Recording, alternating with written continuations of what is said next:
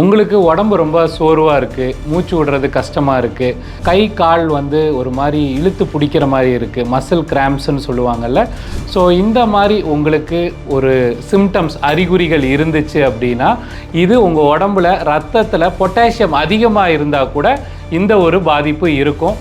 இது பொட்டாசியம் அதிகமாக இருக்கிறவங்க, கிட்னி பிரச்சனை இருக்கிறவங்களுக்கு இந்த வீடியோ வந்து ரொம்ப ரொம்ப உதவியாக இருக்கும்.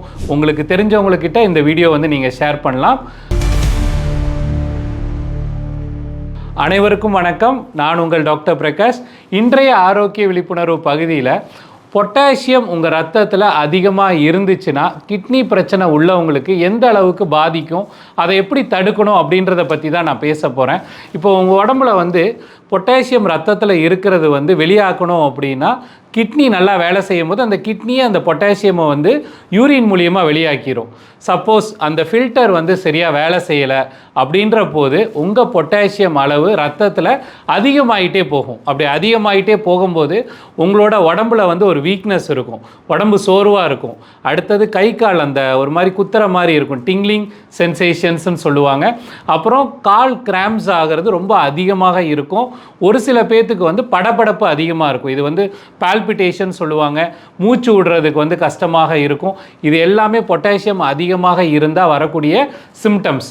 ஸோ இந்த மாதிரி இருக்கும்போது உங்கள் ரத்தத்தில் நீங்கள் பொட்டாசியம் செக் பண்ணும்போது அந்த பொட்டாசியம் அளவு அதிகமாக இருந்துச்சுன்னா அதுக்கு ஒரு விதமான முக்கிய காரணம் வந்து நீங்கள் சாப்பிடக்கூடிய உணவுகள். ஸோ நீங்கள் சாப்பிட்ற உணவுகள் வந்துட்டு உதாரணமாக என்னென்ன உணவுகள் நீங்கள் தவிர்த்துக்கணும் அப்படின்னு பார்த்தீங்கன்னா வாழைப்பழம், அவகாடோ, அதுக்கப்புறம் ட்ரைடு ஃப்ரூட்ஸ், அப்புறம் மூணாவது வந்து கிழங்கு, அப்புறம் டொமேட்டோ, அப்புறம் சோயாபீன், அப்புறம் கீரை வகைகள். இது எல்லாமே வந்து நீங்கள் ரெடியூஸ் பண்ணிக்கணும். இதெல்லாம் ரெடியூஸ் பண்ணினீங்க அப்படின்னா இந்த பொட்டாசியம் இருக்கிற சத்துக்கள் உள்ள உணவுகளை நீங்கள் குறைக்கும் போது உங்கள் ரத்தத்தில் பொட்டாசியம் அதிகமாகிறது கண்டிப்பாக நம்ம தடுத்து நிப்பாட்ட முடியும்.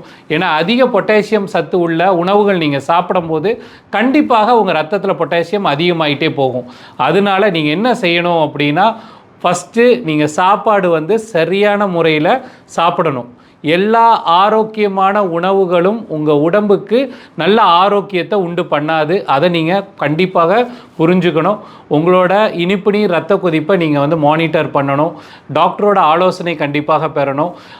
நீங்களே ஏதாவது மருந்துகள் எடுத்துகிட்ருக்கீங்க, சப்ளிமெண்ட்ஸ் எடுத்துகிட்ருக்கீங்கன்னா மருத்துவ ஆலோசனை இல்லாமல் அதை எடுக்காதீங்க. ஏன்னா அந்த சப்ளிமெண்ட்ஸ் கூட உங்களோட மருந்துகள் கூட உங்களோட பொட்டாசியம் அளவை அதிகப்படுத்துறதுக்கு ஒரு முக்கிய காரணமாக இருக்கும். அதனால் உங்களுக்கு உங்கள் கிட்னி சம்மந்தப்பட்ட பிரச்சனை சரியாகணும், உங்களுக்கு இன்னும் வந்து மோசமாகாமல் தடுக்கணும் அப்படின்னா கீழே உள்ள நம்பருக்கு கான்டாக்ட் பண்ணிவிட்டு எங்களை நீங்கள் சந்திக்கலாம். நன்றி, வணக்கம்.